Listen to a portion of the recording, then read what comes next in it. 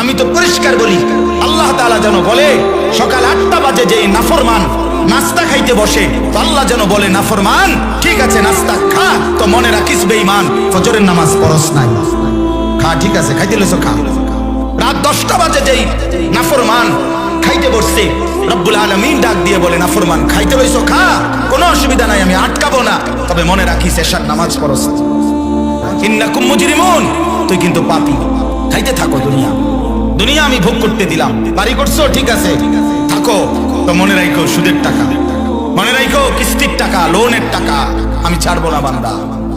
ওয়াইলুন ইয়াউমাইযিল লিল মুকাদ্দিবিন, সেদিন প্রতিটা মিথ্যাবাদী নাফরমানের জন্য ওয়াইলুন জাহান্নাম, আযাব, দুঃখ, লাঞ্ছনা। ওয়াদারনি ওয়াল মুকাদ্দিবিনা উলিন না'মাতি ওয়ামাহিলহুম কালিলা। আল্লাহ তাআলা বলে মিথ্যাবাদী নাফরমানকে কিছু সময়ের জন্য দুনিয়া ভোগ করবার সুযোগ দাও, দুনিয়া ভোগ করতে দাও। দুনিয়া আমি আল্লাহ তাআলার আম দস্তরখান, খোলা দস্তরখান, এখানে আমি কাউকে বাধা দেই না, ডাকলেও খাইতে দেই, না ডাকলেও খাইতে দেই।